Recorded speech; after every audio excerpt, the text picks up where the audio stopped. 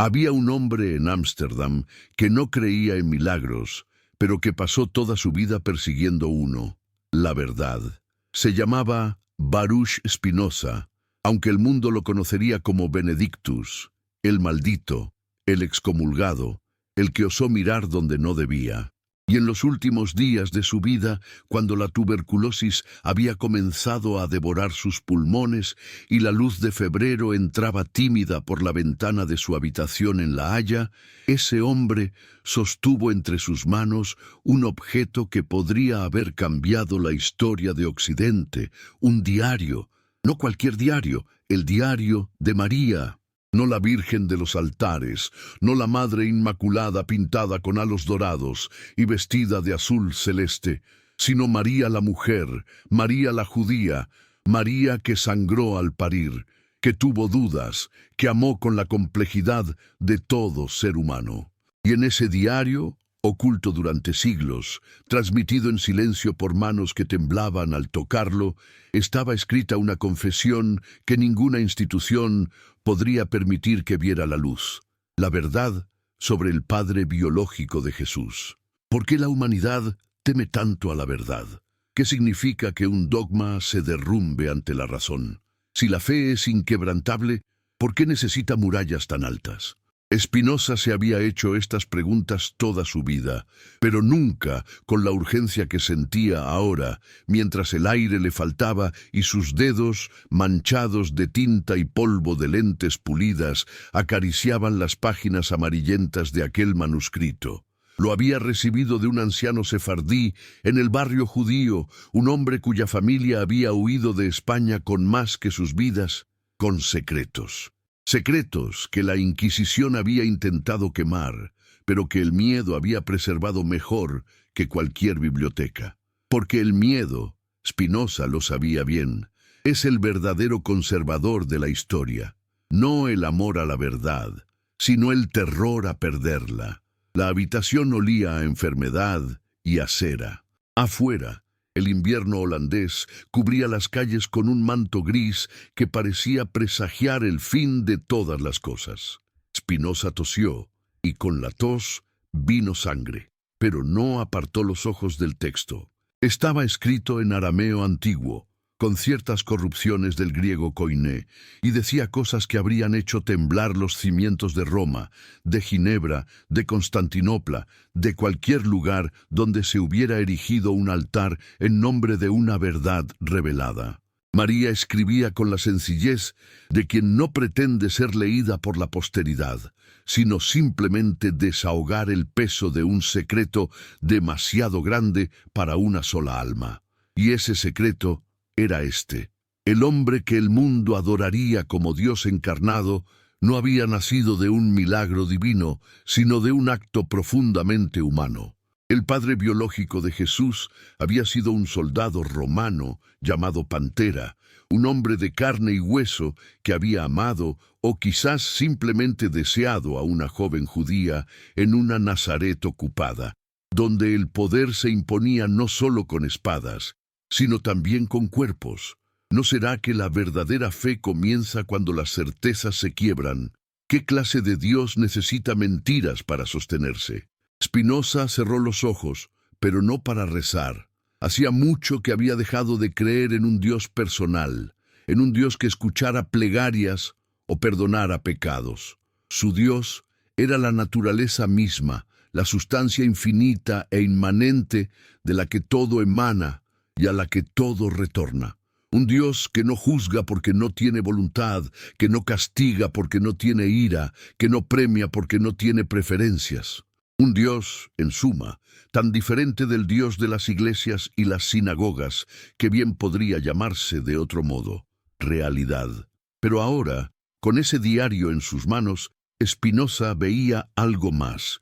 Veía cómo las instituciones religiosas habían construido imperios no sobre la fe, sino sobre el control del relato.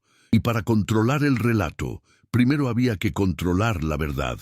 Y para controlar la verdad, había que ocultarla, tergiversarla, enterrarla bajo capas de dogma y ritual, hasta que nadie recordara qué había debajo. El anciano que le había entregado el diario Le había dicho algo antes de marcharse, con una voz quebrada por el peso de los años y quizás también por el peso de la culpa.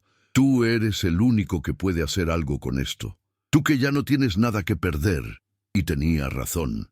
Spinoza había sido expulsado de la comunidad judía de Ámsterdam en 1656, con un herem tan severo que prohibía a cualquier judío hablarle, leerlo, acercarse a menos de 4 codos de distancia. Su crimen había sido pensar que Dios no era un ser separado del mundo, que la Biblia no era dictada por una voz celestial, sino escrita por hombres con intereses políticos, que la inmortalidad del alma era una ficción reconfortante, pero insostenible. Por eso lo habían maldecido, no por odio, sino por miedo. Miedo a que sus ideas se propagaran, miedo a perder el control, miedo a que la verdad hiciera lo que siempre hace cuando se la libera, iluminar. Pero ahora, con ese diario, Spinoza tenía algo más que ideas. Tenía evidencia de que el cristianismo, la religión que había moldeado Europa durante 15 siglos, se había construido sobre una narrativa falsa. No sobre una interpretación errónea, no sobre una alegoría mal comprendida, sino sobre una mentira deliberada. Porque si Jesús había sido concebido por un acto humano, entonces toda la teología de la encarnación se desmoronaba. Si María no había sido virgen, entonces la doctrina de la Inmaculada Concepción carecía de sentido. Si Jesús había tenido un padre biológico romano, entonces su divinidad no podía sostenerse en los términos en que había sido proclamada. Y si todo eso era falso, ¿qué quedaba? ¿Qué quedaba de los concilios, de los dogmas, de las guerras libradas en nombre de una verdad revelada que nunca había sido verdad? Spinoza sabía que publicar ese diario significaría su muerte. No por la enfermedad, que ya lo estaba matando de todos modos, sino por las consecuencias que desataría. La Iglesia Católica lo perseguiría, los protestantes lo condenarían. Los judíos que ya lo habían expulsado lo maldecirían de nuevo con mayor furia. Ninguna institución podría permitir que esa información circulara, porque las instituciones no se sostienen sobre la verdad, sino sobre la creencia, y la creencia es frágil. Un solo hecho puede destruir siglos de doctrina. Una sola duda puede abrir grietas en los muros más sólidos. Por eso la Iglesia ha temido siempre más a las dudas que a las herejías. La herejía puede combatirse con hogueras, pero la duda es invisible, se propaga como un contagio, entra en las mentes sin pedir permiso y las transforma desde dentro. Y ahora, mientras febrero de 1677 avanzaba hacia su fin, mientras Spinoza sentía que su propio fin se acercaba, debía decidir qué hacer con esa verdad. Debía quemarla, como habían hecho tantos otros antes que él. Debía guardar silencio, como María misma había guardado silencio durante toda su vida, llevándose el secreto a la tumba. ¿O debía hacer lo que solo los hombres verdaderamente libres se atreven a hacer, decir la verdad, sin importar el costo? Tal vez estés leyendo esto desde algún lugar del mundo donde el sol brilla con fuerza o donde la noche ya ha caído. Tal vez estés en una ciudad bulliciosa o en un pueblo tranquilo. Tal vez sea de mañana, de tarde o de madrugada en el lugar donde te encuentras. Y en este momento, mientras estas palabras llegan a ti, te invito a dejar en los comentarios el nombre de tu país, tu ciudad, la hora que marca tu reloj. Porque esta historia no sucede en el pasado, sino ahora. Porque la verdad que Spinoza sostuvo en sus manos no es un asunto de historiadores, sino de todos nosotros. Y porque al compartir este relato con alguien cercano, con ese amigo que también busca respuestas, con esa persona que no teme las preguntas difíciles, estás haciendo algo más que difundir información. Estás participando en un acto de liberación. Que las bendiciones lleguen a tu familia, que la luz de la comprensión ilumine tu camino y que nunca tengas miedo de buscar la verdad, aunque esa verdad te asuste. El diario había llegado a manos de Spinoza a través de una cadena de custodios que se remontaba casi 17 siglos. María lo había escrito en los últimos años de su vida, cuando su hijo ya había sido crucificado y ella vivía bajo la protección de Juan, el discípulo amado. Lo había escrito no para la posteridad, sino para sí misma, como una forma de procesar el dolor, la confusión, el peso de haber sido la madre de un hombre que el mundo transformaría en Dios. Lo había escrito en secreto, en las horas en que los demás dormían, a la luz de una lámpara de aceite, con una caligrafía temblorosa que traicionaba su edad avanzada y su miedo a ser descubierta, porque incluso entonces, incluso en aquellos primeros años del cristianismo, ya había comenzado la construcción del mito. Ya había apóstoles que hablaban de resurrecciones y ascensiones. Ya había profetas que proclamaban que Jesús era el Mesías prometido, el Hijo de Dios, el Salvador del mundo. Y María sabía que si alguien descubría su diario, si alguien leía lo que ella había escrito sobre Pantera, sobre aquella noche en Nazaret, sobre el verdadero origen de su embarazo, todo ese edificio de fe se derrumbaría. Pero María no escribió para destruir la fe. Escribió porque no podía vivir con la mentira. Escribió porque la verdad, aunque nadie más la conociera, al menos debía existir en algún lugar. Escribió porque amaba a su hijo, y amar a alguien significa verlo como realmente es, no como los demás quieren que sea. Y Jesús, el hombre que había sido su hijo, no necesitaba ser hijo de un Dios para ser extraordinario. No necesitaba haber nacido de una virgen para haber enseñado el amor y la compasión. No necesitaba ser divino para haber desafiado a los poderes de su tiempo y haber pagado con su vida por esa valentía. Pero el mundo no estaba listo para un Jesús humano. El mundo necesitaba un Jesús divino, porque solo un Dios podía justificar los sacrificios que se pedían. Solo un Dios podía legitimar las instituciones que se fundaban en su nombre. Solo un Dios podía dar sentido al sufrimiento de millones que vivían oprimidos y que necesitaban creer que había algo más, algo mejor, algo eterno esperándolos después de esta vida de miseria. ¿Qué significa que un dogma se derrumbe ante la razón? Significa que las certezas sobre las que construimos nuestras vidas son más frágiles de lo que queremos admitir. Significa que lo que creemos sagrado puede ser, en realidad, profundamente humano. Significa que los dioses que adoramos pueden ser reflejos de nuestros propios miedos y deseos. Y eso aterra. Por eso las instituciones religiosas han construido muros tan altos alrededor de sus verdades. Por eso han perseguido a quienes preguntan demasiado, a quienes dudan demasiado, a quienes piensan demasiado, porque saben que una sola pregunta bien formulada puede hacer más daño que 1000 herejías. Spinoza lo había aprendido en carne propia. Había crecido en la comunidad judía de Ámsterdam, una comunidad de refugiados que habían huido de la persecución en España y Portugal, que habían visto arder a sus familiares en las hogueras de la Inquisición por el simple crimen de no creer en el Dios correcto de la manera correcta. Y sin embargo, cuando Spinoza comenzó a hacer preguntas, cuando comenzó a cuestionar la autoridad de las Escrituras, cuando comenzó a proponer que Dios no era un ser personal, sino la totalidad de la naturaleza, esa misma comunidad que había sufrido la persecución se convirtió en perseguidora. Lo expulsaron, lo maldijeron, lo borraron de la memoria colectiva como si nunca hubiera existido. Y todo porque había hecho lo que María había hecho siglos antes, decir la verdad. Pero la verdad de María había permanecido oculta.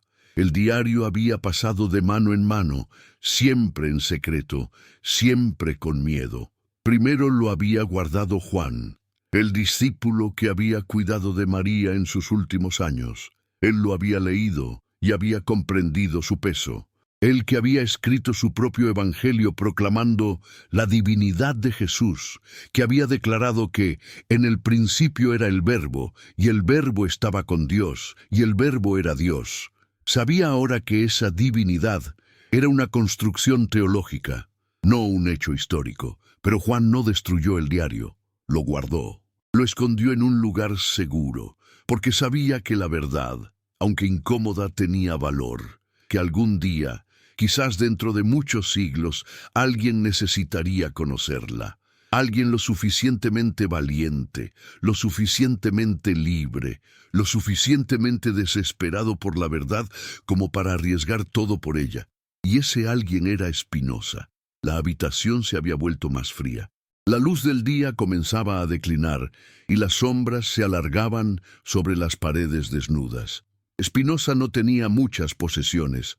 Unas pocas ropas, algunos libros, sus instrumentos para pulir lentes, que era el oficio con el que se ganaba la vida desde que la comunidad judía lo había expulsado y ninguna universidad había querido contratarlo por sus ideas heréticas. Vivía de forma austera, casi monástica, no por virtud, sino por necesidad, pero también por elección, porque había descubierto que la libertad intelectual tiene un precio, y ese precio es la renuncia a las comodidades que solo se obtienen mediante la sumisión. Y Spinoza no estaba dispuesto a someterse. No a los rabinos que querían controlar su pensamiento, no a los teólogos cristianos que lo acusaban de ateo, no a los filósofos que lo consideraban peligroso. Había elegido vivir libre, y eso significaba vivir solo, vivir pobre, vivir en los márgenes de una sociedad que no tenía lugar para hombres como él.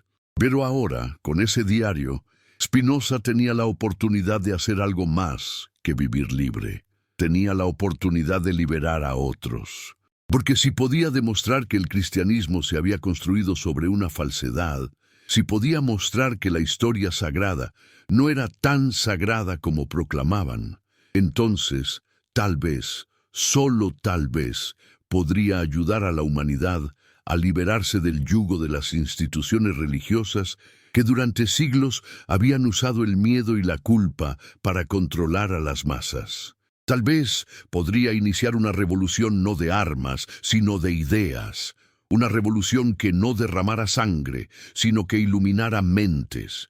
Una revolución que no destruyera templos, sino que demoliera las cadenas invisibles que mantenían a la humanidad esclavizada a dogmas que ya no tenían sentido.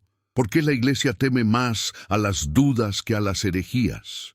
Porque la herejía puede definirse, puede nombrarse, puede combatirse, pero la duda es insidiosa. La duda no se presenta con banderas ni proclamas.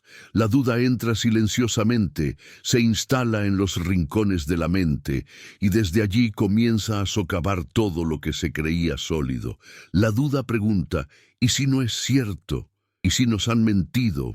¿Y si todo esto es una construcción humana y no una revelación divina? Y una vez que esas preguntas se formulan, una vez que se permite que la duda respire, no hay dogma que pueda sobrevivir intacto. Por eso las instituciones religiosas han construido sistemas elaborados para sofocar la duda. Penitencias, confesiones, rituales repetitivos que mantienen la mente ocupada y distraída, que impiden que se detenga a reflexionar, que impiden que se haga preguntas peligrosas. Spinoza había pasado su vida haciendo preguntas peligrosas. ¿Qué es Dios? ¿Es un ser personal o la sustancia misma de la realidad? ¿Tiene voluntad o simplemente es? ¿Puede la Biblia ser la palabra de Dios si contiene contradicciones, errores históricos, interpolaciones humanas? ¿Puede la religión basarse en la razón o necesariamente requiere fe ciega? Estas preguntas lo habían convertido en un paria, pero también lo habían convertido en uno de los pensadores más lúcidos de su tiempo. Y ahora, en sus últimos días, cuando su cuerpo se desmoronaba pero su mente permanecía aguda como las lentes que pulía, tenía en sus manos la evidencia que podría validar todas sus sospechas. No solo sospechas filosóficas, sino sospechas históricas. La sospecha de que las religiones no son revelaciones divinas, sino productos humanos, instrumentos de poder, mecanismos de control social disfrazados de salvación espiritual. El diario de María era breve, no más de 30 páginas escritas en un pergamino que había sobrevivido milagrosamente al paso del tiempo, protegido por el clima seco de alguna cueva en Judea antes de ser llevado a Europa por una familia sefardí que entendía el valor de preservar documentos peligrosos. María escribía con una honestidad desgarradora. No intentaba justificarse, no intentaba embellecer los hechos. Simplemente contaba lo que había sucedido. Había sido una joven de 14 o 15 años cuando conoció a Pantera. Él era un soldado de la Legión Romana estacionada en Galilea, un hombre apuesto de ojos claros que hablaba un arameo rudimentario y que frecuentaba el mercado donde ella ayudaba a su padre. Hubo miradas, hubo conversaciones breves, hubo eventualmente un encuentro en la noche lejos de ojos vigilantes. María no decía si había sido amor o solo deseo, si había sido consentido del todo o si el poder que Pantera representaba como soldado romano había viciado cualquier posibilidad de consentimiento verdadero, pero decía que había quedado embarazada y decía que había tenido miedo. En aquella sociedad, un embarazo fuera del matrimonio podía significar la muerte por lapidación. La ley judía era clara y despiadada. Pero José, el carpintero con quien estaba prometida, había decidido no denunciarla. Había decidido, por razones que María no terminaba de comprender, aceptarla a ella y al niño. Tal vez la amaba. Tal vez era un hombre compasivo. Tal vez había tenido un sueño, como contaban los evangelios, aunque María no mencionaba nada de eso en su diario. Lo que sí mencionaba era su alivio, su gratitud y también su culpa, porque sabía que estaba viviendo una mentira. Sabía que el niño que crecía en su vientre no era hijo de José y sabía que algún día tendría que decidir si decir la verdad o mantener la ficción. Y había elegido mantener la ficción, no por cobardía, sino por amor. Amor a su hijo, que no merecía ser marcado como bastardo. Amor a José, que había sido tan generoso. Amor a sí misma, que quería vivir, pero la ficción había crecido. Después de la crucifixión de Jesús, después de que sus seguidores comenzaran a proclamarlo como el Mesías, después de que la leyenda de su resurrección se extendiera por Judea y más allá, la ficción se había vuelto monstruosa. Ya no era solo la historia de una joven que había ocultado un embarazo inconveniente, era la historia de una virgen elegida por Dios para dar a luz a su hijo unigénito. Era teología, era dogma, era la base de una nueva religión que conquistaría imperios y cambiaría el curso de la historia humana. Y María, la mujer real detrás de la leyenda, había quedado atrapada en esa narrativa, incapaz de desmontarla sin destruir todo lo que su hijo había significado para millones de personas. Spinoza cerró el diario y miró por la ventana. La nieve había comenzado a caer, suave y silenciosa, cubriendo el mundo con un manto blanco que parecía prometer paz. Pero Spinoza sabía que no había paz en la verdad. La verdad es violenta, la verdad derriba estatuas, quema libros sagrados, desacraliza lo que se había considerado intocable. La verdad no consuela, sino que desafía. No confirma creencias, sino que las destruye. Y sin embargo, Spinoza había dedicado su vida a la verdad, porque creía, con una convicción tan profunda como cualquier fe religiosa, que solo la verdad podía liberar, que solo enfrentando la realidad tal como es, sin adornos ni consuelos, la humanidad podría madurar y dejar atrás las supersticiones que la habían mantenido en la infancia espiritual durante milenios. Pero ¿estaba el mundo listo para esta verdad? ¿Estaba la humanidad lista para saber que Jesús había sido hijo de un soldado romano, no de un Dios omnipotente? Estaba lista para aceptar que María había sido una mujer como cualquier otra, no una virgen perpetua sin mancha. Estaba lista para reconocer que el cristianismo, con todos sus santos y mártires, con todas sus catedrales y cruzadas, se había construido sobre un malentendido histórico, sobre una mentira piadosa que se había salido de control. Spinoza dudaba. Había visto cómo reaccionaban las personas cuando sus creencias eran desafiadas. Había visto el odio en los ojos de los rabinos que lo habían expulsado. Había leído las cartas de los teólogos que lo llamaban el ateo judío, el diablo encarnado, el enemigo de Cristo. Había sentido el peso del ostracismo, de la soledad que venía a compensar de manera diferente, y sabía que si publicaba ese diario, si revelaba su contenido al mundo, no solo él sufriría las consecuencias. Habría violencia, habría persecuciones, habría gente que mataría para preservar la mentira, porque la mentira los había sostenido durante tanto tiempo que ya no sabían cómo vivir sin ella. Y sin embargo, ¿no era esa precisamente la razón para revelarla? ¿No era ese el momento en que la verdad más se necesitaba? Cuando las mentiras se han vuelto tan grandes, tan omnipresentes, tan fundamentales para el orden social, ¿no es precisamente entonces cuando alguien debe atreverse a decir «el emperador está desnudo»? Spinoza sabía que la Iglesia Católica estaba en la cúspide de su poder. El Concilio de Trento había reafirmado todos los dogmas que los protestantes habían desafiado. La Inquisición seguía activa, quemando herejes y prohibiendo libros. Europa entera estaba dividida entre católicos y protestantes, pero ambos bandos compartían la misma creencia fundamental, que Jesús era Dios, que había nacido de una virgen, que había resucitado de entre los muertos. Desafiar esa creencia no era simplemente cuestionar una doctrina teológica, era amenazar los cimientos mismos de la civilización occidental. ¿Y si tenía razón? ¿Y si la civilización occidental, con todos sus logros y todas sus atrocidades, se había construido sobre una mentira? ¿Qué significaba eso para los millones de personas que habían vivido y muerto creyendo en esa mentira? ¿Qué significaba para los monjes que habían pasado vidas enteras en clausura, rezando a un Dios que quizás no existía de la manera en que ellos creían? ¿Qué significaba para los mártires que habían sido quemados vivos por defender una fe que se basaba en hechos históricos falsos? ¿Habían sido sus sacrificios en vano? ¿O había algo de valor en la fe misma, independientemente de si sus fundamentos históricos eran ciertos o no?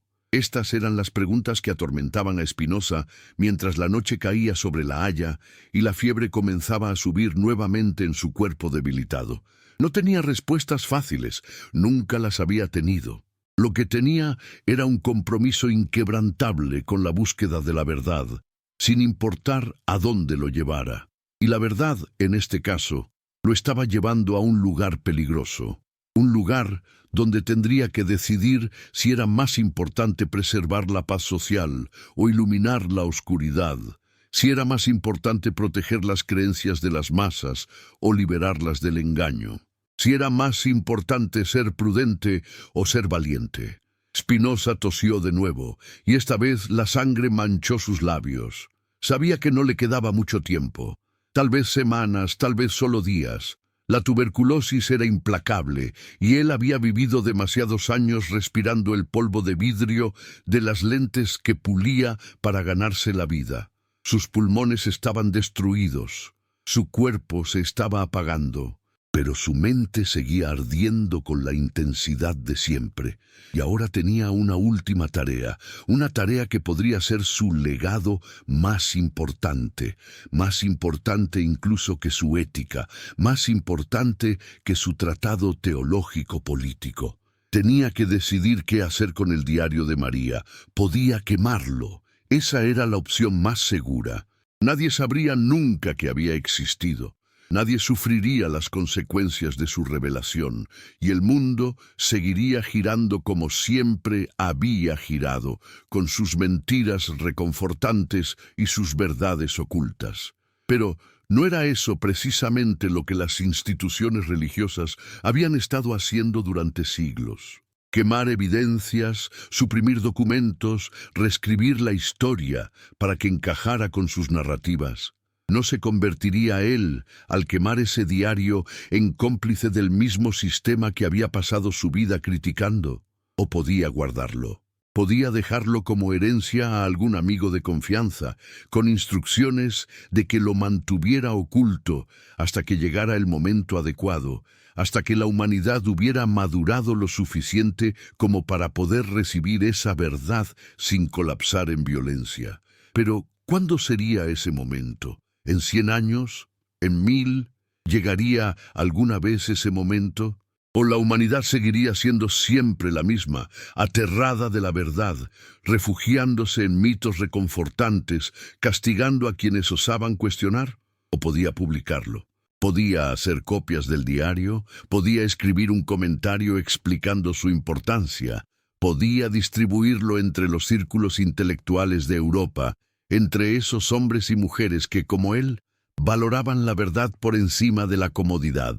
Sería peligroso, sería incendiario, probablemente provocaría una crisis religiosa sin precedentes, pero también podría ser el comienzo de algo nuevo.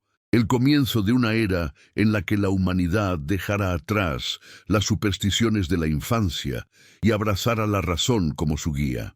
Una era en la que las religiones ya no gobernaran a través del miedo, sino que fueran reconocidas por lo que realmente eran: creaciones humanas, intentos de dar sentido a un universo que no tiene sentido inherente, construcciones sociales diseñadas para mantener el orden, pero que ya no servían ese propósito, que de hecho lo obstaculizaban. Spinoza se levantó de su silla con esfuerzo. El dolor en su pecho era constante ahora, como si alguien hubiera colocado una piedra pesada sobre sus pulmones y estuviera presionando cada vez más fuerte. Caminó hacia el pequeño escritorio, donde guardaba sus manuscritos. Allí estaba su Ética, su obra maestra, el libro que había estado escribiendo durante años y que apenas ahora estaba comenzando a circular en copias manuscritas entre sus amigos, porque ningún editor se atrevía a publicarlo.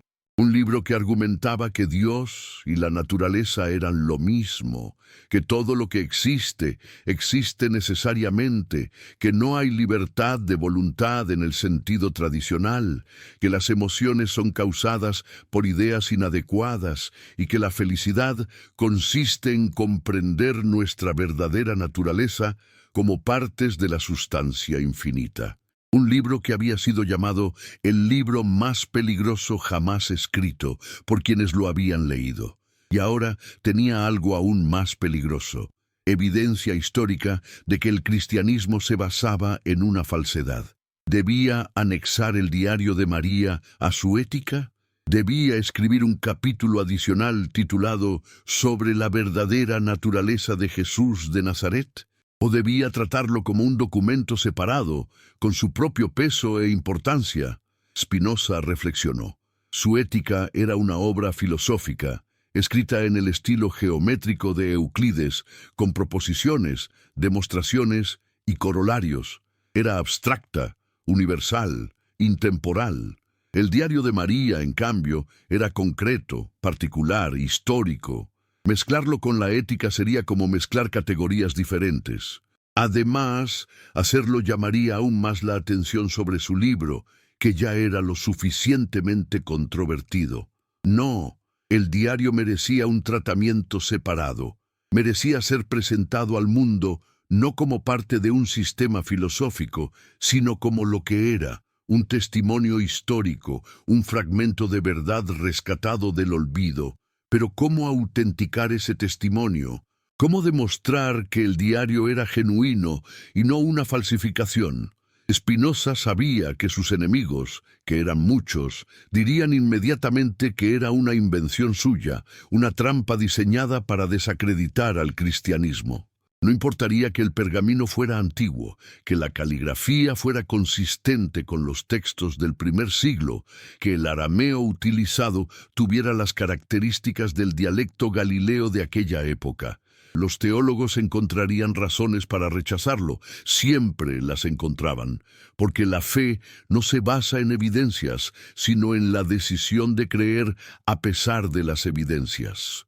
Y cuando las evidencias contradicen la fe simplemente las descarta. Esa era la trampa de la religión. Era inmune a la refutación empírica porque no se basaba en hechos, sino en revelaciones que, por definición, estaban más allá del escrutinio racional. Sin embargo, Spinoza creía que había personas que sí responderían a la evidencia. Personas como él, que habían dedicado sus vidas a la búsqueda de la verdad. Científicos que habían aprendido a confiar en la observación y el experimento, filósofos que habían desarrollado herramientas críticas para evaluar afirmaciones, historiadores que habían comenzado a aplicar métodos rigurosos al estudio del pasado. Estas personas, una minoría pequeña pero creciente, podrían ver el valor del Diario de María, podrían reconocer su autenticidad, y podrían comenzar a difundir su contenido lentamente al principio, pero con el tiempo ganando momentum, hasta que la verdad se volviera imposible de ignorar. Y entonces, ¿qué pasaría? ¿Se derrumbaría el cristianismo de la noche a la mañana? Spinoza lo dudaba. Las instituciones religiosas habían sobrevivido a desafíos mayores. Habían sobrevivido a las divisiones internas, a las reformas protestantes, a los avances de la ciencia que habían demostrado que la Tierra no era el centro del universo. Habían sobrevivido porque eran flexibles, porque podían reinterpretar sus doctrinas, porque podían declarar que ciertas enseñanzas eran alegóricas en lugar de literales, porque podían adaptarse sin admitir nunca que estaban equivocadas. Probablemente harían lo mismo con el Diario de María. Dirían que la virginidad de María era una verdad teológica, no biológica. Dirían que lo importante no era cómo había sido concebido Jesús, sino lo que había enseñado y cómo había vivido. Dirían que la fe trasciende los hechos históricos, y muchos creyentes los seguirían, porque preferirían creer que dudar, pero algunos no lo harían. Algunos, enfrentados a la evidencia de que habían sido engañados, sentirían que el mundo se derrumbaba bajo sus pies. Sentirían ira, traición, desesperación. Algunos se volverían ateos radicales, rechazando no solo el cristianismo, sino toda forma de religión. Otros buscarían nuevas formas de espiritualidad, más honestas, más compatibles con la razón. Y algunos, tal vez los más sabios, aprenderían a vivir con la incertidumbre, a aceptar que no todas las preguntas tienen respuestas, que no todos los misterios pueden resolverse, que la vida puede tener sentido incluso sin una narrativa cósmica que la respalde. Eso era lo que Spinoza había aprendido, que se puede vivir sin Dios, o al menos sin el Dios de las religiones tradicionales, que se puede encontrar significado en la comprensión de la naturaleza, en el cultivo de la razón, en las relaciones humanas basadas en el respeto mutuo en lugar de en mandamientos divinos, que se puede ser ético sin amenazas de castigo eterno, que se puede ser compasivo sin promesas de recompensa celestial, que la vida, esta vida aquí y ahora, es suficiente, que no necesitamos otra vida, no necesitamos la inmortalidad, no necesitamos ser más de lo que somos, partes finitas de una naturaleza infinita, expresiones temporales de una sustancia eterna. Pero comunicar esa visión era difícil. Las palabras siempre se quedaban cortas. La filosofía, por muy rigurosa que fuera, no podía capturar la experiencia vivida de la libertad que viene con la aceptación de nuestra finitud. Por eso Spinoza había escrito tan poco sobre su propia vida. ¿Por qué sus libros eran tan densos y abstractos? porque sabía que la iluminación no puede enseñarse directamente, solo puede ser descubierta por cada individuo a través de su propio esfuerzo de comprensión. Y el diario de María, pensó, podría ser una herramienta para ese descubrimiento, no porque proporcionara respuestas, sino porque planteaba preguntas, preguntas que cada lector tendría que responder por sí mismo. La noche se había instalado por completo ahora. La habitación estaba a oscuras, salvo por la luz tenue de una vela que Spinoza había encendido. Las sombras bailaban en las paredes, creando formas fantasmagóricas que parecían cobrar vida propia. Spinoza volvió a sentarse y abrió el diario una vez más. Leyó las últimas páginas, donde María reflexionaba sobre su vida y sobre el legado de su hijo. Escribía: he guardado estas cosas en mi corazón durante tanto tiempo que a veces me pregunto si realmente sucedieron o si las he soñado, pero sé que son reales. Sé que Yeshua era mi hijo, carne de mi carne, nacido como nacen todos los niños, y sé que era especial, no porque un Dios lo hubiera engendrado, sino porque tenía un corazón puro y una mente brillante, porque amaba incluso a quienes lo odiaban, porque veía en cada persona, por vil que fuera, una chispa de lo divino. No porque él fuera divino, sino porque creía que todos lo somos, si tan solo pudiéramos verlo. Esa era su enseñanza, esa era su herejía. No que él fuera el Hijo de Dios, sino que todos lo somos. No que él tuviera acceso especial al Padre, sino que el Padre está en cada uno de nosotros, esperando ser descubierto. Pero el mundo no quiso escuchar eso. El mundo quería un Salvador, no un maestro. Quería alguien que cargara con sus pecados, no alguien que les mostrara cómo vivir sin pecado. Y así tomaron a mi hijo y lo convirtieron en algo que nunca fue. Lo convirtieron en un Dios. Y al hacerlo, perdieron su verdadero mensaje. Spinoza sintió que algo se quebraba dentro de él. No era dolor físico, aunque el dolor físico estaba allí, constante y agudo. Era algo más profundo. Era la constatación de que María, una mujer sencilla que había vivido hace más de 1600 años, había comprendido algo que la mayoría de los teólogos de su tiempo no habían podido comprender.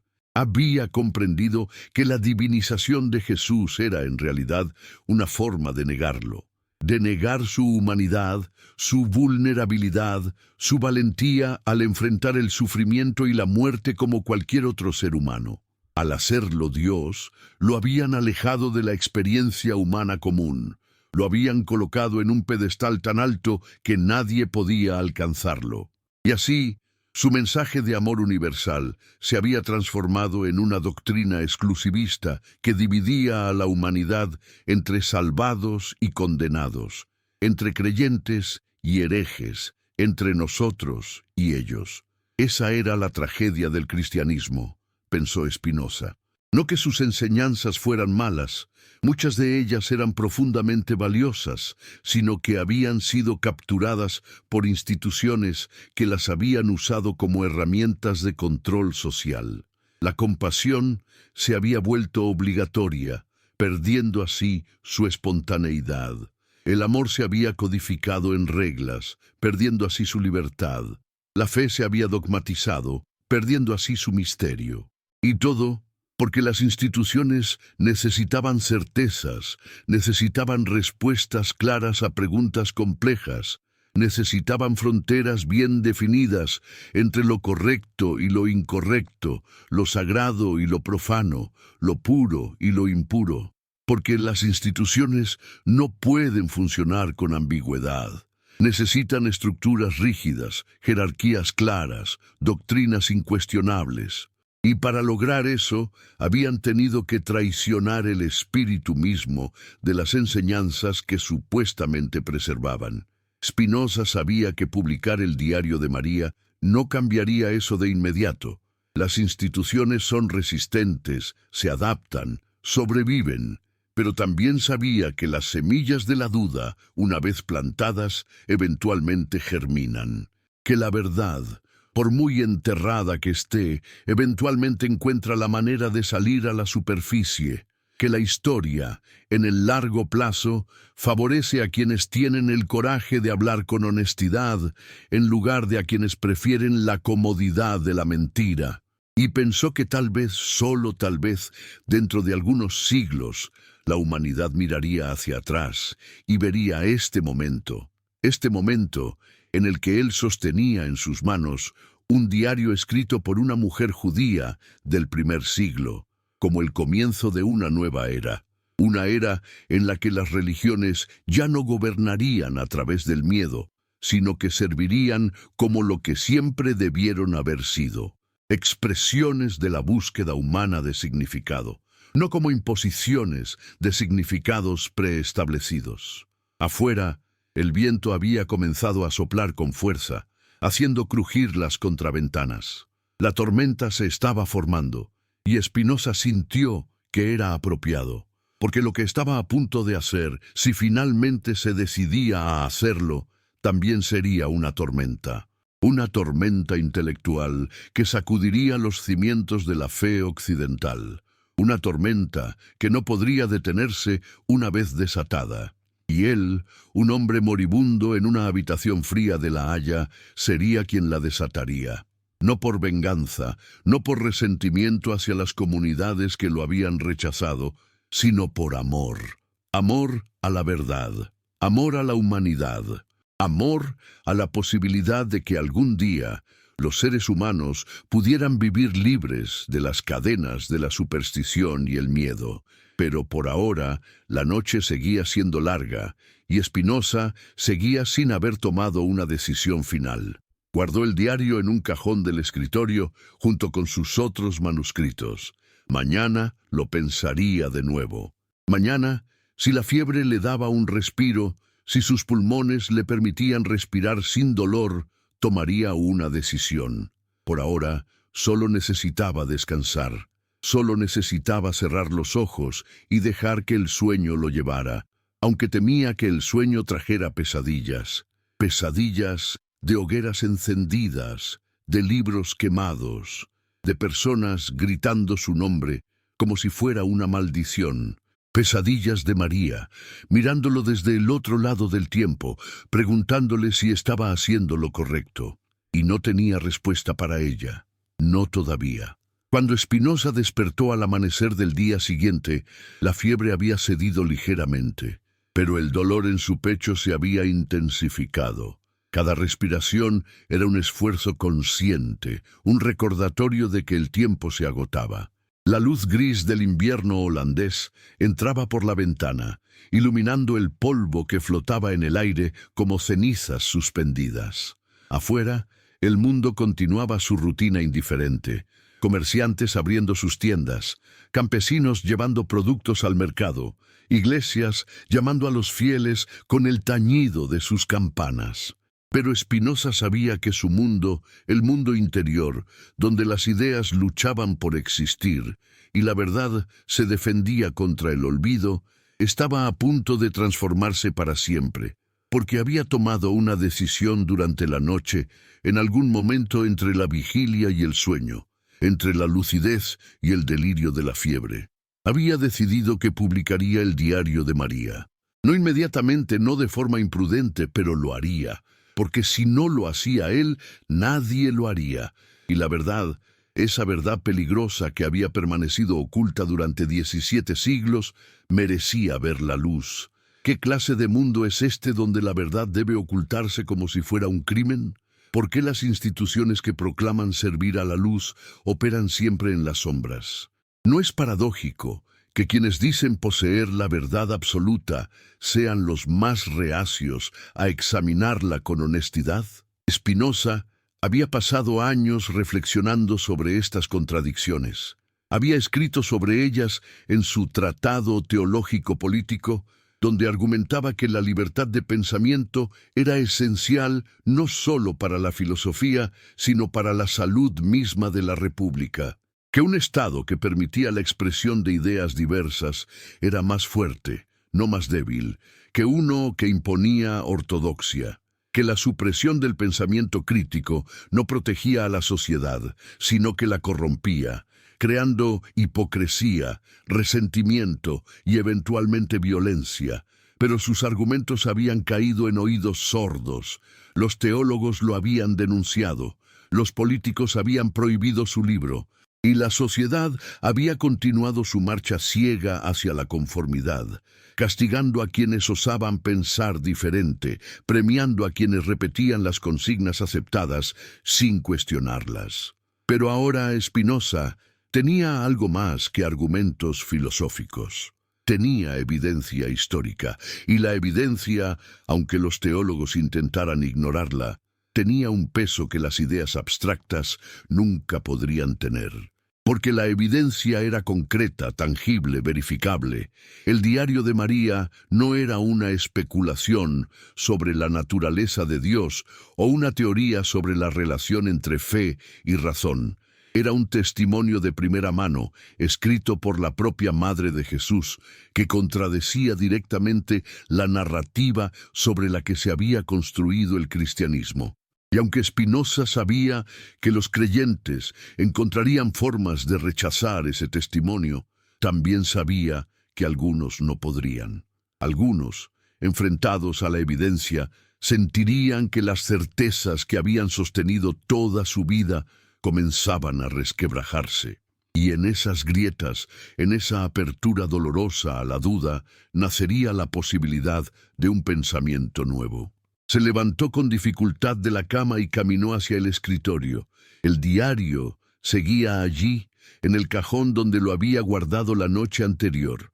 Lo sacó y lo colocó sobre la mesa, junto a un cuaderno en blanco y una pluma. Había decidido escribir un comentario, un texto que contextualizara el diario, que explicara su importancia histórica y filosófica, que anticipara las objeciones que inevitablemente surgirían y que ofreciera respuestas razonadas. No sería un texto polémico, al menos no intencionalmente, sería sobrio, erudito, riguroso. Presentaría los hechos, analizaría la evidencia, extraería conclusiones lógicas, dejaría que la verdad hablara por sí misma, sin necesidad de retórica inflamada o ataques personales contra quienes habían perpetuado la mentira. Porque Spinoza no odiaba a los teólogos, los compadecía. Compadecía a cualquiera que viviera atrapado en un sistema de pensamiento que no permitía el cuestionamiento, que castigaba la curiosidad, que convertía la duda en pecado. Comenzó a escribir. Su caligrafía era todavía clara, a pesar del temblor ocasional de su mano debilitada. Escribió sobre la verdadera naturaleza histórica de Jesús de Nazaret y las implicaciones para la teología cristiana. Un examen filosófico basado en un documento recientemente descubierto. Y luego, más abajo, el documento que presento a continuación llegó a mis manos a través de una cadena de custodios que se remonta al primer siglo de nuestra era. Se trata de un diario personal escrito por María de Nazaret, Madre de Jesús, en los últimos años de su vida. El texto está escrito en arameo galileo, con algunas influencias del griego koiné, y ha sido preservado en pergamino, cuya antigüedad ha sido verificada por métodos que cualquier estudioso competente puede reproducir. No presentaré este documento como una revelación divina, pues no creo en tales cosas, sino como lo que es, un testimonio humano, falible quizás, pero sincero. Un testimonio que arroja luz sobre acontecimientos que han sido oscurecidos por siglos de interpretación teológica y que merece ser examinado con la misma seriedad con la que examinamos cualquier otra fuente histórica. Spinoza se detuvo, leyó lo que había escrito. Era correcto, pero le faltaba algo. Le faltaba la urgencia emocional que sentía al sostener ese diario en sus manos. Le faltaba la conciencia de que lo que estaba haciendo no era simplemente un ejercicio académico, sino un acto de rebelión contra siglos de opresión intelectual. Tachó las últimas líneas y comenzó de nuevo. Durante 17 siglos, la humanidad occidental ha vivido bajo el dominio de una narrativa que ha determinado no solo sus creencias religiosas, sino sus valores morales, sus estructuras políticas, sus concepciones del bien y del mal, de lo sagrado y lo profano, de lo permitido y lo prohibido. Esa narrativa cuenta que un hombre llamado Jesús de Nazaret fue concebido milagrosamente por el Espíritu Santo en el vientre de una virgen llamada María, que vivió sin pecado, que realizó milagros que desafiaban las leyes de la naturaleza, que murió en una cruz para redimir a la humanidad de sus pecados y que resucitó al tercer día, ascendiendo luego al cielo, donde ahora reina junto al Padre. Esta narrativa ha sido la base de imperios, la justificación de guerras, el fundamento de instituciones que han gobernado las vidas de incontables millones. Pero ¿qué sucede si esta narrativa, o al menos partes fundamentales de ella, no son ciertas? ¿Qué sucede si los acontecimientos históricos sobre los que se basa fueron diferentes de cómo han sido relatados? ¿Qué sucede si María no fue virgen, si Jesús tuvo un padre biológico humano, si el cristianismo se construyó sobre un malentendido que se convirtió en dogma? Eso estaba mejor. Eso capturaba la magnitud de lo que estaba en juego. Spinoza continuó escribiendo, desarrollando sus argumentos, anticipando objeciones, construyendo un caso que cualquier persona racional tendría que tomar en serio. Escribió sobre la diferencia entre verdad histórica y verdad teológica, argumentando que las dos no eran necesariamente incompatibles, pero que tampoco debían confundirse. Escribió sobre cómo las comunidades religiosas tempranas habían reinterpretado la vida de Jesús a la luz de sus propias necesidades y expectativas, proyectando sobre él categorías mesiánicas que él mismo quizás nunca había reclamado. Escribió sobre el proceso mediante el cual los evangelios fueron escritos décadas después de la muerte de Jesús, por autores que no lo habían conocido personalmente, basándose en tradiciones orales que inevitablemente habían sido modificadas, embellecidas, teologizadas. Y escribió sobre cómo la Iglesia, a través de los concilios y los credos, había codificado estas interpretaciones teológicas como si fueran hechos históricos, prohibiendo cualquier cuestionamiento bajo pena de herejía. ¿No será que la verdadera fe comienza cuando las certezas se quiebran? ¿No es acaso la duda el primer paso hacia la sabiduría? Si Dios existe, ¿no sería lo suficientemente grande como para soportar nuestras preguntas? Y si no soporta nuestras preguntas, merece ser llamado Dios. Spinoza había aprendido que las preguntas eran más valiosas que las respuestas, que una pregunta bien formulada podía abrir caminos de investigación que llevaban a descubrimientos inesperados, mientras que una respuesta prematura cerraba esos caminos, congelaba el pensamiento, convertía el misterio en dogma. Y el cristianismo, pensó, había cometido el error de ofrecer demasiadas respuestas. Había codificado cada aspecto de la experiencia religiosa, desde el número de sacramentos hasta la naturaleza de la Trinidad, desde los requisitos para la salvación hasta los detalles de la vida después de la muerte. Había dejado poco espacio para el misterio, para la incertidumbre, para la búsqueda personal. Y al hacerlo, había traicionado el espíritu mismo de Jesús, quien, según los propios evangelios, había enseñado en parábolas precisamente porque sabía que la verdad no puede ser transmitida directamente, sino que debe ser descubierta por cada individuo a través de su propia reflexión. Pero las instituciones no pueden funcionar con misterio. Las instituciones necesitan claridad, necesitan reglas, necesitan jerarquías que determinen quién tiene autoridad para interpretar las verdades sagradas y quién no.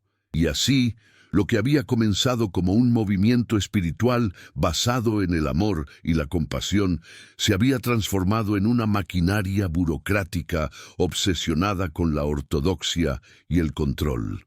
La Iglesia Católica, con su elaborada jerarquía de papas, cardenales, obispos y sacerdotes, con sus concilios ecuménicos y sus declaraciones infalibles, con su Inquisición y su índice de libros prohibidos, era el ejemplo más claro de esta transformación. Pero los protestantes no eran diferentes.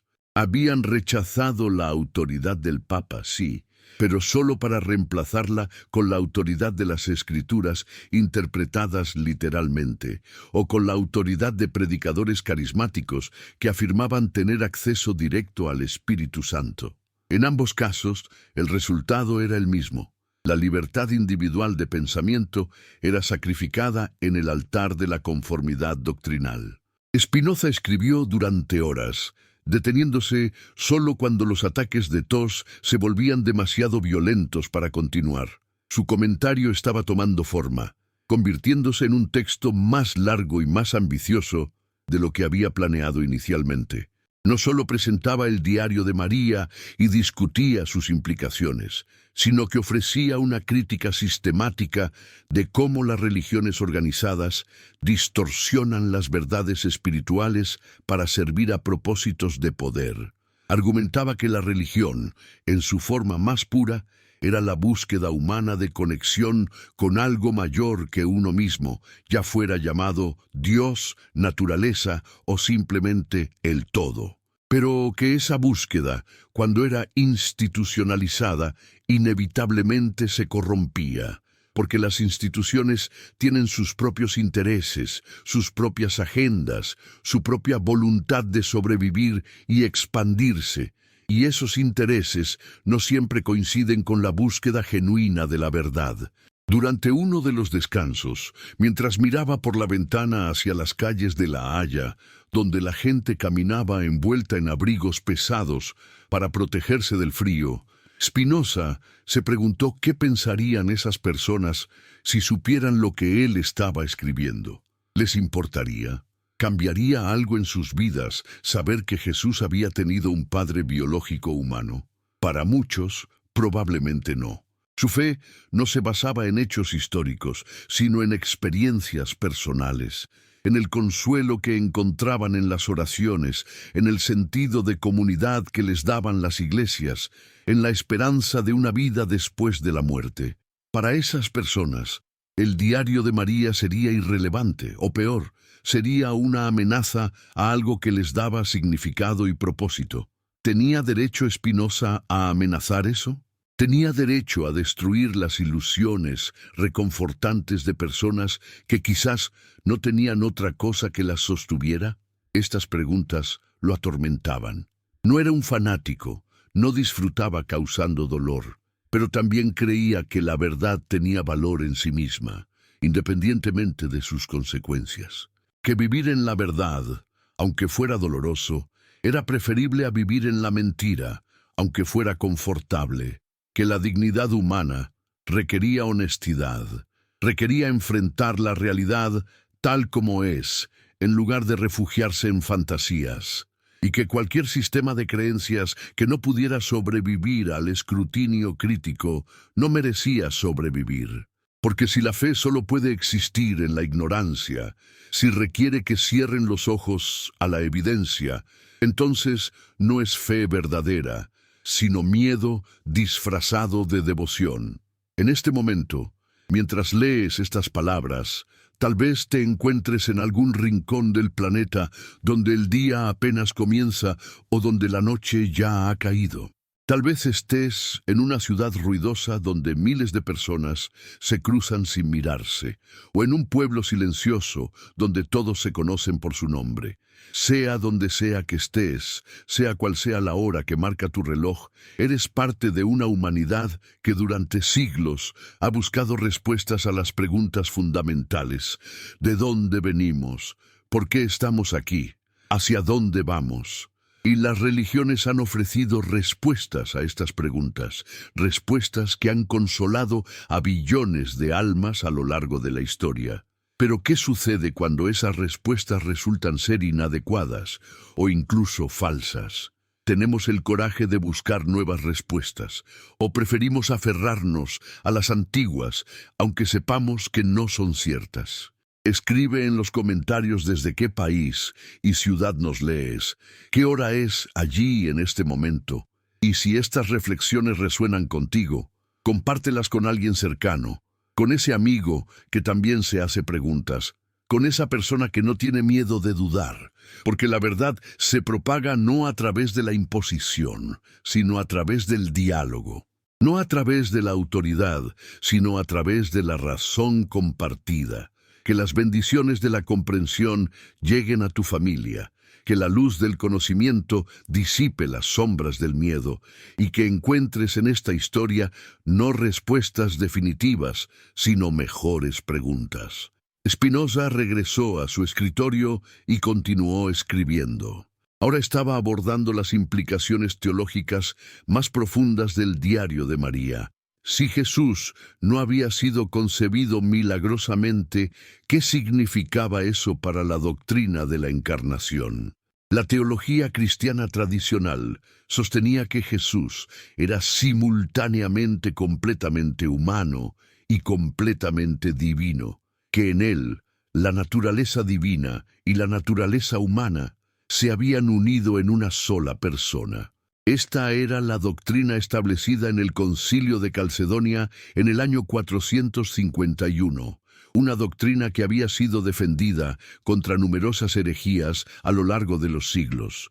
Pero si Jesús había sido concebido de manera natural, si había heredado su naturaleza biológica de María y de Pantera, ¿cómo podía ser divino? ¿En qué momento había adquirido esa divinidad? ¿Al nacer? ¿Al ser bautizado? ¿Al resucitar? O tal vez, pensó Spinoza, la pregunta misma era incorrecta. Tal vez el problema era la suposición de que la divinidad era algo separado de la humanidad, algo que se añadía desde fuera. ¿Y si la divinidad, en cambio, era inherente a toda existencia?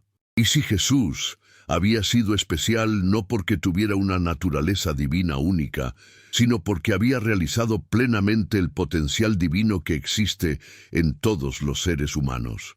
Esta era, de hecho, la visión que Spinoza había desarrollado en su Ética. Para él, Dios no era un ser separado del universo, sino la sustancia misma de la que todo está hecho. Dios era la naturaleza y la naturaleza era Dios.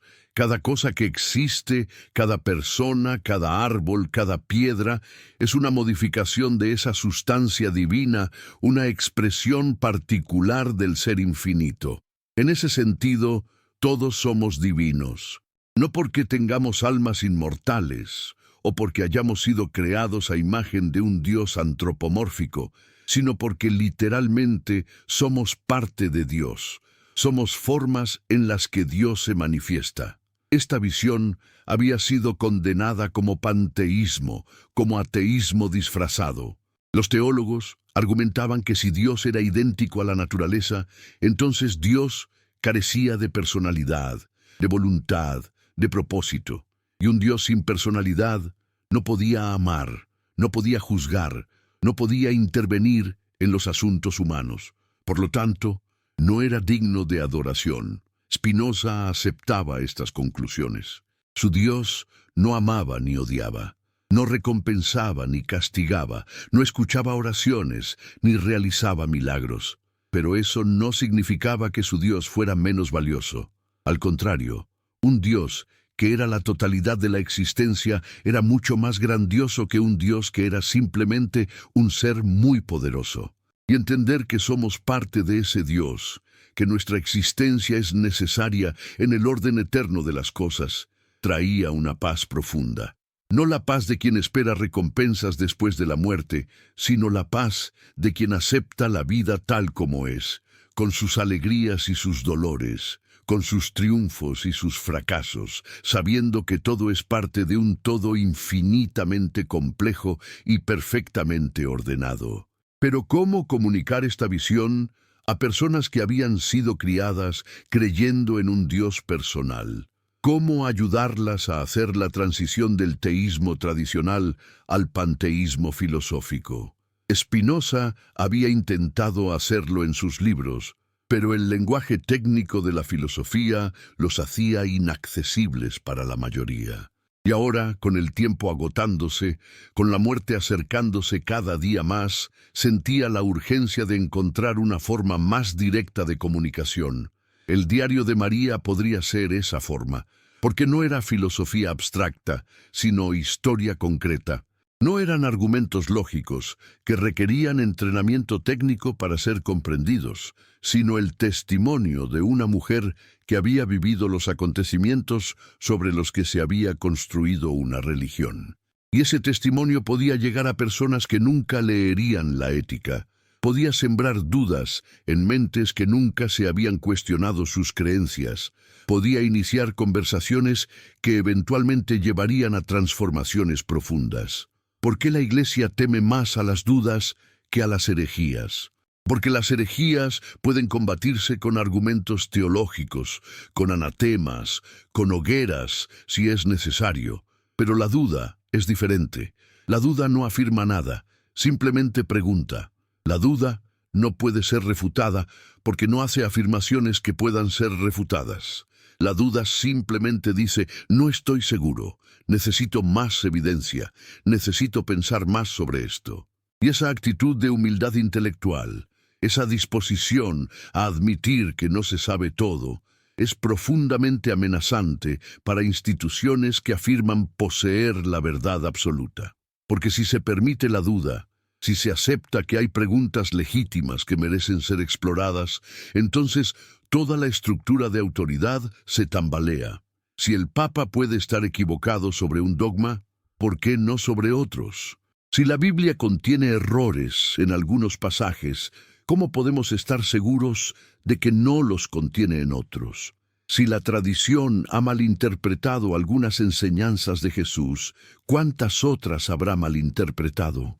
Estas preguntas no tienen respuestas fáciles, y eso es precisamente lo que las hace poderosas, porque obligan a las personas a pensar por sí mismas, a examinar críticamente lo que siempre han dado por sentado, a desarrollar sus propios criterios para discernir la verdad en lugar de simplemente aceptar lo que les dicen las autoridades.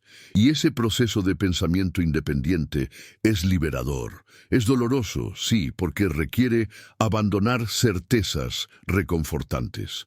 Es aterrador, porque significa navegar sin un mapa claro, pero también es profundamente humano, porque pensar es lo que nos distingue de otros animales, y renunciar al pensamiento crítico, someterse ciegamente a la autoridad, es renunciar a nuestra humanidad esencial. Spinoza había pasado su vida defendiendo el derecho de las personas a pensar libremente.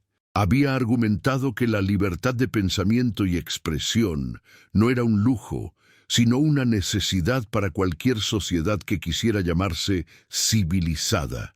Que la supresión de ideas, incluso de ideas peligrosas o erróneas, inevitablemente llevaba a la tiranía, que la mejor manera de combatir ideas falsas no era prohibirlas, sino refutarlas con argumentos mejores.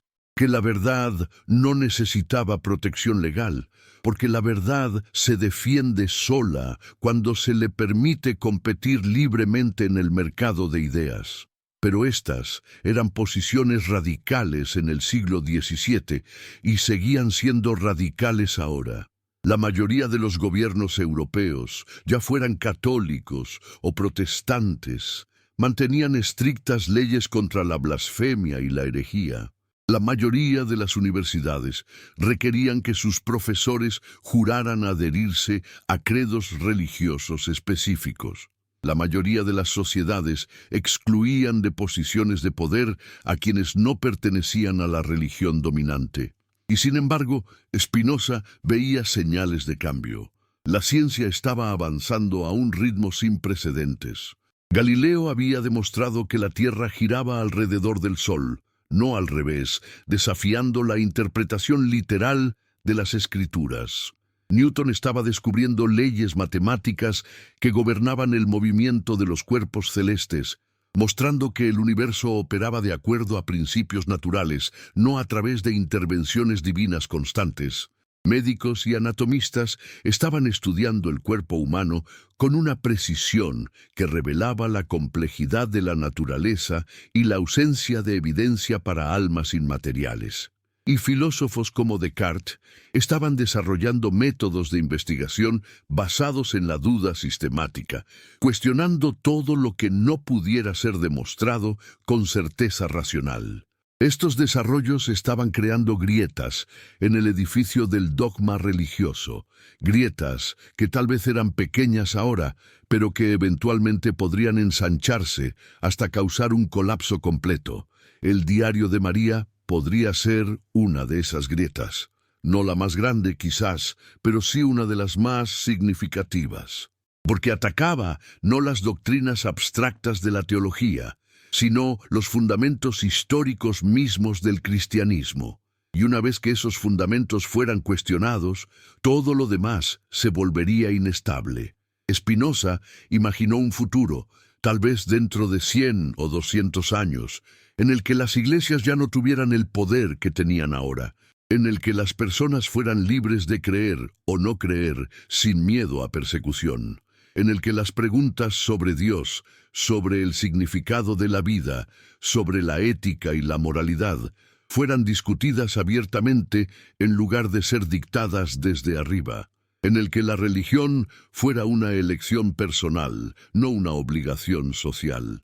Ese futuro le parecía casi utópico, casi imposible de alcanzar, dada la realidad de su tiempo. Pero también sabía que los cambios históricos a menudo comienzan de formas imperceptibles, con pequeños actos de valentía que se acumulan con el tiempo hasta alcanzar una masa crítica. Su acto de valentía sería publicar el Diario de María. Pero antes necesitaba terminarlo de leer completamente. Necesitaba comprender todos sus matices. Necesitaba estar absolutamente seguro de lo que estaba haciendo, porque una vez que lo hiciera público, no habría vuelta atrás. Las consecuencias serían irreversibles. Y aunque Spinoza aceptaba esas consecuencias para sí mismo, también se preocupaba por otros. ¿Qué les sucedería a sus amigos que lo habían apoyado durante años? ¿Serían perseguidos por asociación? ¿Qué les pasaría a los impresores que se atrevieran a publicar el documento? Serían arrestados, multados, tal vez ejecutados. ¿Y qué les pasaría a los creyentes ordinarios cuya fe fuera destruida por esta revelación? ¿Encontrarían nuevas formas de significado o se hundirían en la desesperación? Estas preguntas no tenían respuestas claras. Spinoza podía especular, podía hacer predicciones basadas en su comprensión de la naturaleza humana y de la dinámica social, pero no podía saber con certeza, y esa incertidumbre era inquietante, porque significaba que al publicar el diario estaba asumiendo una responsabilidad enorme, no solo la responsabilidad de decir la verdad, sino la responsabilidad de las consecuencias que esa verdad desataría. Y esas consecuencias podrían incluir violencia, sufrimiento, incluso muerte, no su propia muerte que ya estaba asegurada por la enfermedad, sino las muertes de otros. Muertes que serían culpa suya, en cierto sentido, porque él había sido el catalizador, o no, era realmente responsable de las acciones que otros elegían tomar en respuesta a la verdad. Si alguien reaccionaba violentamente al descubrir que había sido engañado, ¿era culpa de quien reveló el engaño o de quien lo perpetró? Spinoza tendía a pensar que la responsabilidad recaía en quienes habían creado y mantenido la mentira, no en quien la exponía. Pero también reconocía que esta era una racionalización conveniente, porque en la práctica, el mensajero a menudo recibía el castigo. La gente no quería enfrentar la posibilidad de que sus líderes religiosos los habían engañado durante siglos. Preferían culpar a quien les traía esa noticia perturbadora. Preferían matar al mensajero antes que aceptar el mensaje. Y sin embargo, ¿qué alternativa tenía? ¿Guardar silencio? ¿Quemar el diario? ¿Pretender que nunca lo había visto? Eso sería más seguro, sí. pero también sería una traición a todo lo que creía, a todo por lo que había luchado. Spinoza había pagado un precio alto por su compromiso con la verdad.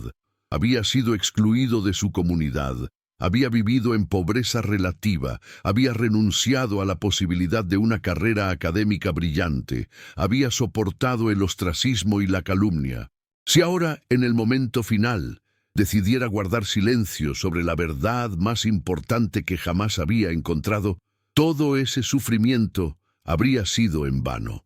Habría demostrado que, al final, él también era cobarde, que sus principios solo eran válidos cuando no implicaban riesgos demasiado grandes, y eso era algo que no podía aceptar.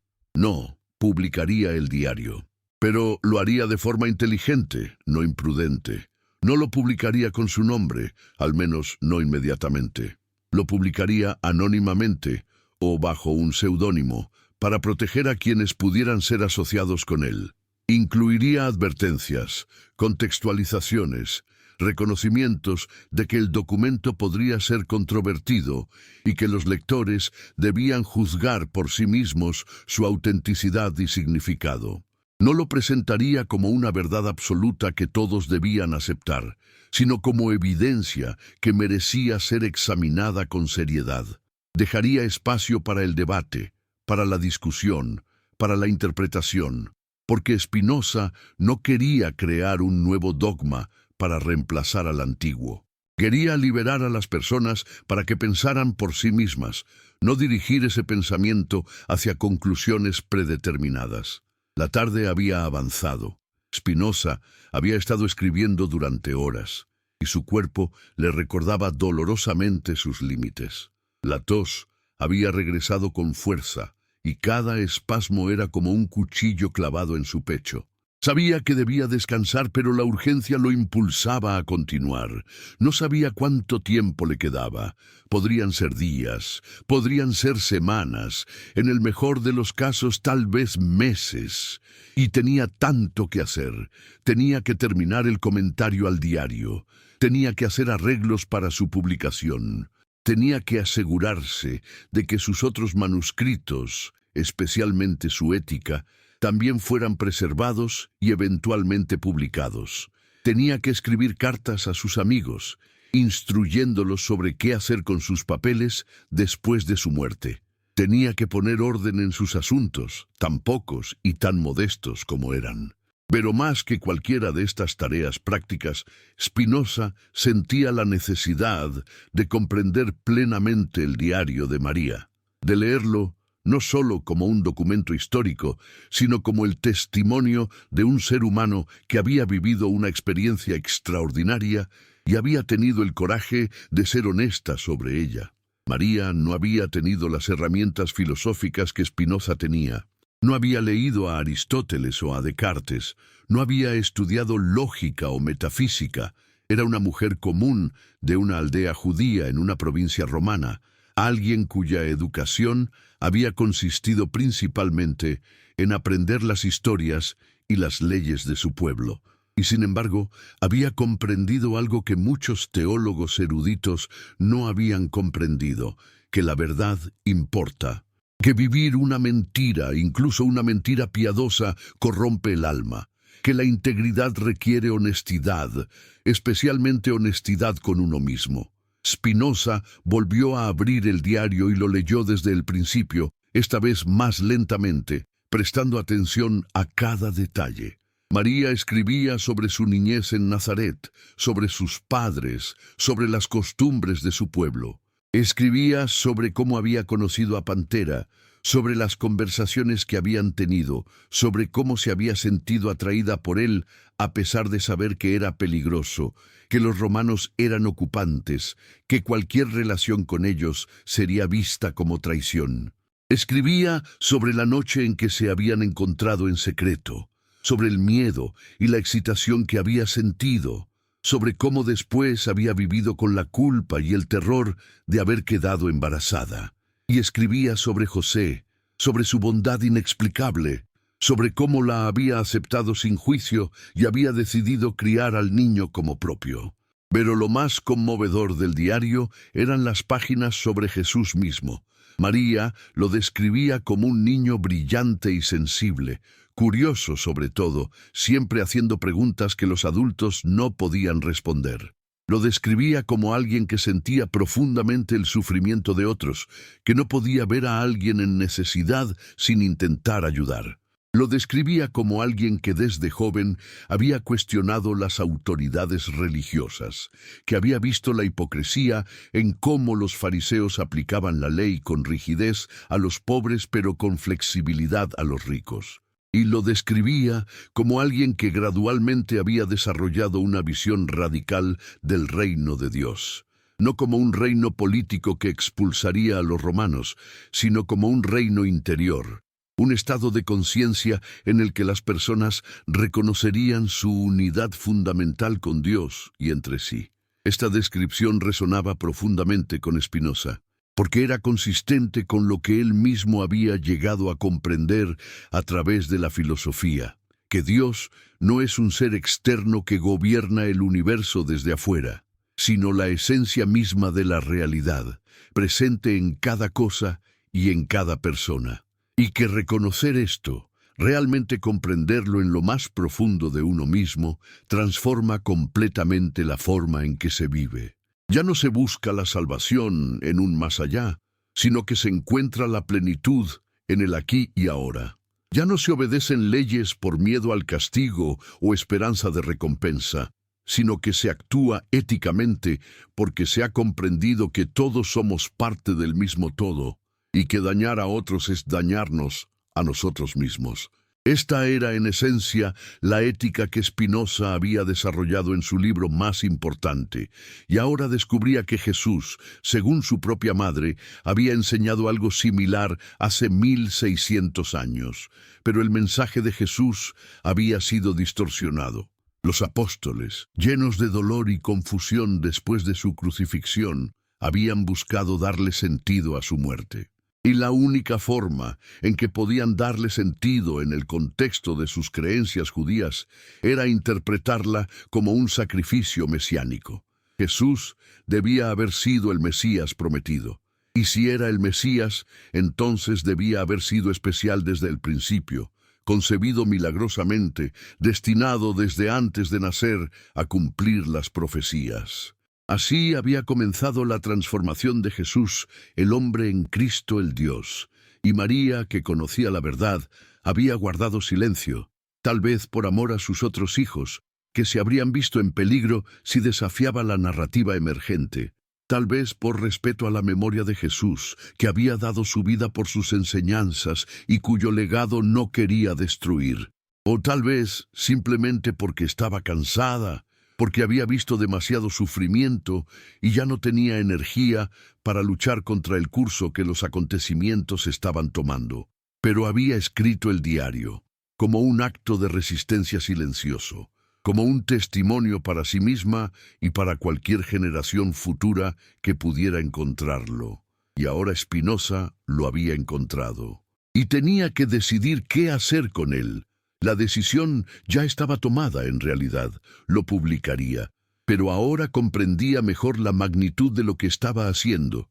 No solo estaba revelando un hecho histórico, estaba honrando la valentía de María, que había vivido con una verdad que no podía compartir, pero que se había negado a olvidar. Estaba dando voz a alguien que había sido silenciada por la historia, que había sido transformada en un símbolo puro e intocable cuando en realidad había sido una mujer compleja que había enfrentado dilemas morales imposibles y había hecho lo mejor que pudo en circunstancias extraordinariamente difíciles. Y tal vez, pensó Spinoza, esa era la lección más importante del diario. No que el cristianismo se basara en una falsedad histórica, aunque eso era significativo, sino que incluso las figuras más sagradas, incluso aquellas que la religión había elevado a la categoría de divinidad, habían sido humanas, habían tenido dudas, miedos, deseos, habían cometido errores, habían vivido con contradicciones, habían navegado por la complejidad moral de la existencia humana. Y reconocer su humanidad no las disminuía, las engrandecía. porque significaba que sus logros, sus enseñanzas, su valentía, no eran producto de una naturaleza divina superior, sino de la capacidad humana ordinaria elevada a su máxima expresión. Significaba que lo que ellos habían hecho, otros también podían hacerlo. Que no necesitábamos ser hijos de dioses para vivir vidas extraordinarias, para enseñar verdades profundas, para transformar el mundo. Esta era, en el fondo, la promesa de la Ilustración que Spinoza veía comenzar a despuntar en su tiempo. La promesa de que la humanidad podía madurar, podía dejar atrás la dependencia de autoridades externas y aprender a gobernarse a sí misma a través de la razón. La promesa de que no necesitábamos revelaciones sobrenaturales para saber cómo vivir bien, porque podíamos descubrirlo a través de la observación, la reflexión y el diálogo. La promesa de que el progreso era posible, que cada generación podía construir sobre el conocimiento de las generaciones anteriores, acercándose gradualmente a una comprensión más completa de la realidad y a formas de organización social más justas y racionales. Pero esa promesa solo podría cumplirse si las personas tenían acceso a la verdad, si se les permitía cuestionar, dudar, investigar.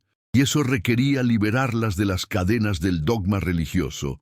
No destruyendo la religión completamente, Spinoza no era tan ingenuo como para pensar que eso fuera posible o incluso deseable, sino transformándola, convirtiéndola de un sistema de control basado en el miedo en una fuente de inspiración basada en el amor. De un conjunto de doctrinas que debían ser aceptadas ciegamente en una tradición de sabiduría que podía ser explorada libremente, de una institución que castigaba la duda en una comunidad que la celebraba como el comienzo de la comprensión genuina. El sol se había puesto completamente ahora. La habitación estaba oscura, excepto por la luz de 2 velas que Spinoza había encendido. Afuera, escuchaba el sonido del viento y ocasionalmente voces de personas que pasaban por la calle. Vida ordinaria continuando su curso, mientras él, en esta habitación pequeña y modesta, se preparaba para desatar una tormenta intelectual que podría cambiar el curso de esa vida ordinaria para incontables generaciones futuras. Era una responsabilidad abrumadora, pero también era una oportunidad única. ¿Cuántas personas en la historia habían tenido la oportunidad de alterar fundamentalmente la conciencia de la humanidad? ¿Y cuántas de ellas habían tenido el coraje de aprovechar esa oportunidad cuando se presentaba? Spinoza cerró el diario y lo guardó cuidadosamente. Mañana continuaría trabajando en su comentario. Continuaría desarrollando sus argumentos, anticipando objeciones, construyendo el caso más sólido posible para la autenticidad del documento y para la importancia de tomarlo en serio. Pero por ahora necesitaba descansar. Su cuerpo demandaba descanso con una urgencia que ya no podía ignorar.